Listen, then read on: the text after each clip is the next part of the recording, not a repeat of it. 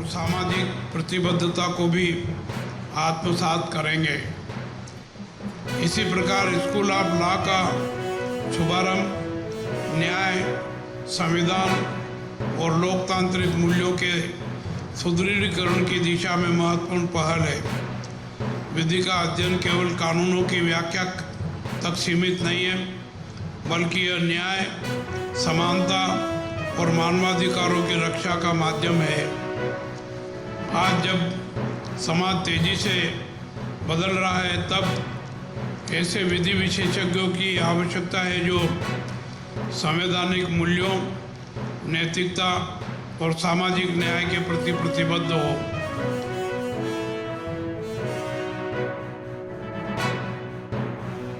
ಪ್ರಧಾನಮಂತ್ರಿಯಾದಂಥ ನರೇಂದ್ರ ಮೋದಿ ಅವರು ಕಳೆದ 10 ವರ್ಷದ ಹಿಂದೆ ಸ್ಟಾರ್ಟಪ್ ಇಂಡಿಯಾವನ್ನು ಉದ್ಘಾಟನೆ ಮಾಡಿ ಆ ಕ್ಯಾಂಪೇನನ್ನು ಪ್ರಾರಂಭ ಮಾಡಿ 10 ವರ್ಷ ಆ ದಿನಕ್ಕೆ ಆಗಿದೆ.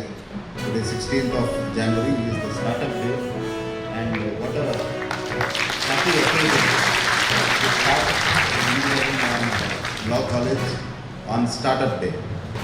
So ಈ engineering college should just not be another engineering college ಅನ್ನುವಂಥದ್ದು ನನ್ನ ವಿನಂತಿ. ಎಲೋಸಿಸ್ ಯಾವತ್ತೂ ಕೂಡ ಹೊಸತನವನ್ನು, ಹೊಸ ವಿಚಾರವನ್ನು, ಹೊಸ ಚಿಂತನೆಯನ್ನು ಕೊಟ್ಟಂಥ ಒಂದು ವಿದ್ಯಾಸಂಸ್ಥೆ.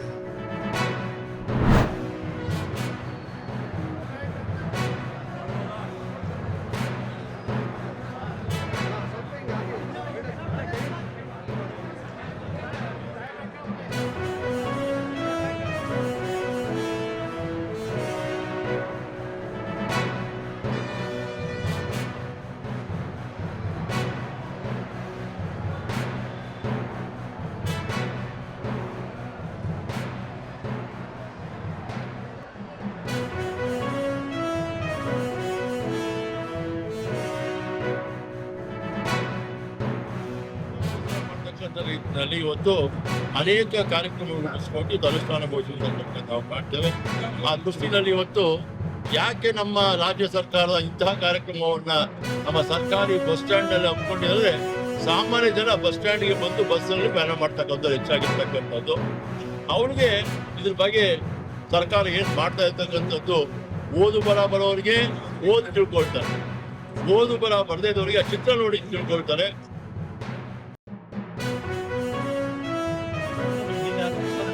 ಪ್ರವಾಸಿ ತಾಣಗಳಿರ್ಬೋದು, ದೇವಸ್ಥಾನ ಇರ್ಬೋದು, ಬೇರೆ ಬೇರೆ ಜಿಲ್ಲೆ ಅತಿ ಹೆಚ್ಚಿನ ಮಹಿಳಾ ಪ್ರಯಾಣಿಕರು ನಮ್ಮ ಜಿಲ್ಲೆಯಲ್ಲಿ ಪ್ರಯೋಜನ ಇದು ಪಡ್ಕೊಂಡಿದ್ದಾರೆ. ಅನ್ನಭಾಗ್ಯ ಇರ್ಬೋದು, ಯುವ ನಿಧಿ ಇರ್ಬೋದು, ಅವೆಲ್ಲ ಪರಿಣಾಮಕಾರಿಯಾಗಿ ಜಿಲ್ಲೆ ಯಶಸ್ವಿಯಾಗಿ 99% 99.something ಅಷ್ಟು ನಮ್ಮ ಜಿಲ್ಲೆಯಲ್ಲಿ ಯಶಸ್ವಿಯಾಗಿ ಪಂಚಗ್ಯಾರಂಟಿಗಳು ಪರಿಣಾಮಕಾರಿಯಾಗಿ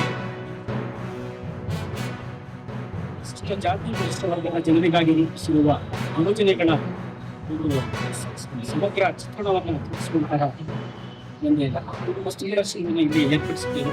ಒಂದು ದಿನ 3 ದಿನಗಳ ಕಾಲ ಈ ಪ್ರಸಿದ್ಧ ಕೊಳ್ಳೇಗಾಲದಲ್ಲಿ ಬಸ್ ಸ್ಟ್ಯಾಂಡ್ ಏರ್ಪಡಿಸಲಾಗಿದೆ. ಪರಿಶಿಷ್ಟ ಜಾತಿ, ಪರಿಶಿಷ್ಟ ವರ್ಗದ ಏಳಿಗೆಗಾಗಿ ಸರ್ಕಾರ ಕಾರ್ಯಕ್ರಮ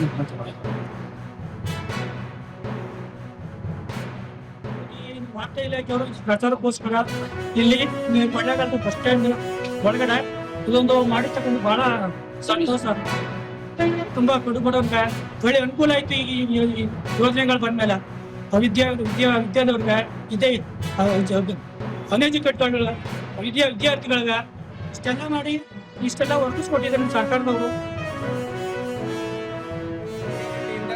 ಅದರಲ್ಲಿ ಸದುಪಯೋಗ ಆಗ್ತಾ ಅನ್ನೋದಕ್ಕೋಸ್ಕರ ಮುಂದಿನ ದಿನಗಳಲ್ಲಿ ಜನರುಗಳಿಗೆ ಇದು ಸದುಪಯೋಗ ಮಾಡ್ಕೋಬೇಕು ಅನ್ನೋದಕ್ಕೋಸ್ಕರ ವಾರ್ತಾ ಇಲಾಖೆಯವರು ಇಲ್ಲಿ ನಮ್ಮ ಕೊಳ್ಳೇಗಾಲ KSRTC ಬಸ್ ಸ್ಟಾಪ್ ಅಲ್ಲಿ ಇದನ್ನ ಜನರಿಗೆ ಮತ್ತೆ ತಿಳುವಳಿಕೆ ಮೂಡೋದಕ್ಕೋಸ್ಕರ ಈ ಕಾರ್ಯಕ್ರಮ ರೂಪಿಸಿರೋದ್ರಿಂದ ಬಹಳ ಒಳ್ಳೆ ಬೆಳವಣಿಗೆ ಆಗಿದೆ ಅಂತ ಹೇಳಕ್ಕೆ ನಾನು ತಮ್ಮಲ್ಲಿ ಇಷ್ಟ.